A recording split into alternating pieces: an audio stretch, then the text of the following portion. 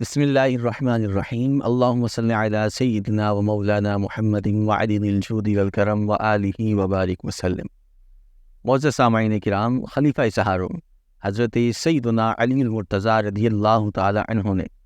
ایک قول کے مطابق 10 سال کی عمر میں اسلام قبول کر کے بچوں میں سب سے پہلے اسلام قبول کرنے کا شرف پایا، اور بچپن سے لے کر رسول کریم صلی اللہ علیہ وسلم کے ظاہری وصال فرمانے تک سفر و حضر میں اور اہل بیت ہونے کی وجہ سے بسا اوقات گھر میں بھی حضور اکرم صلی اللہ علیہ وسلم کے ساتھ ہوتے اور نبی کریم صلی اللہ علیہ وسلم کی سنتوں کو دل و جان سے اپناتے۔ حضرت سیداتنا عائشہ صدیقہ رضی اللہ تعالی عنہ فرماتی ہیں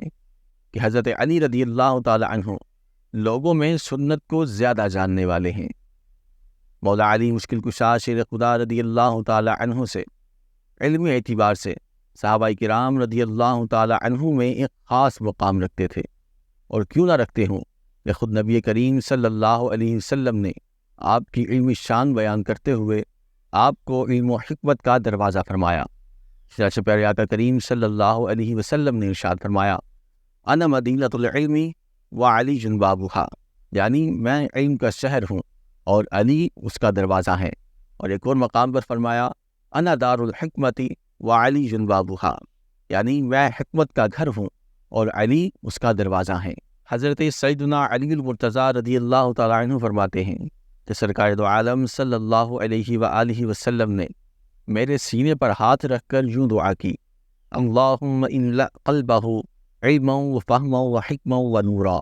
یعنی اے اللہ علی کے سینے کو علم، عقل و دانائی، حکمت اور نور سے بھر دے۔ باب علم و حکمت حضرت سیدنا علی المرتضیٰ رضی اللہ تعالیٰ عنہ فرماتے ہیں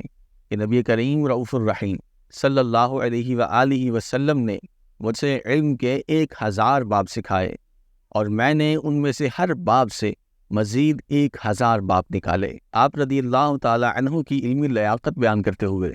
صحابی رسول حضرت سیدنا ابو طفیل عامر بن واصلہ رضی اللہ تعالیٰ عنہ فرماتے ہیں کہ میں حضرت سیدنا علی المرتضیٰ رضی اللہ تعالیٰ عنہ کی خدمت میں حاضر ہوا تو آپ خطبہ ارشاد فرما رہے تھے، اور آپ نے خطبے کے دوران ارشاد فرمایا کہ مجھ سے سوال کرو،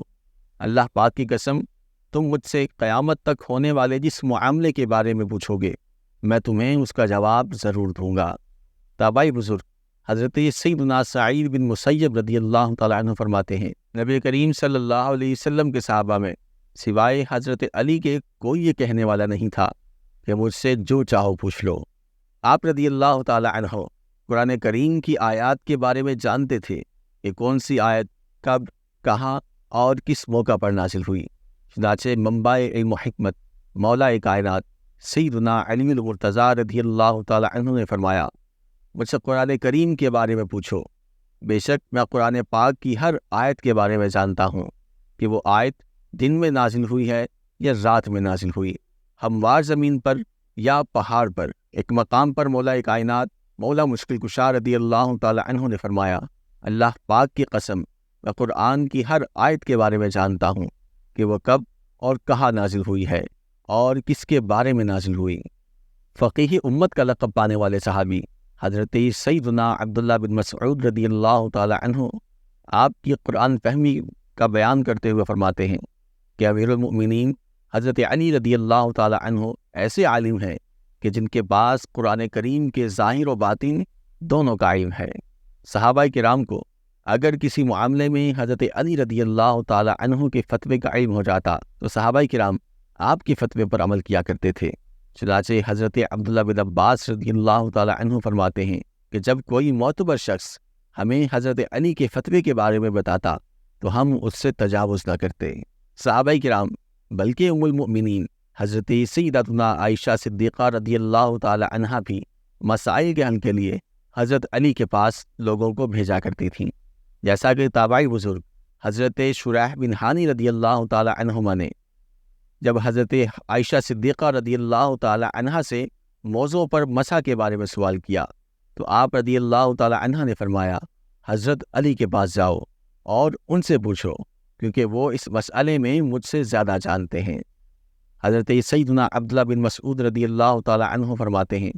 کہ حضرت سیدنا علی المرتضیٰ رضی اللہ تعالی عنہ اہل مدینہ میں علم میراث سب سے زیادہ جانتے تھے۔ آپ رضی اللہ تعالی عنہ سے 586 احادیث مبارکہ مروی ہیں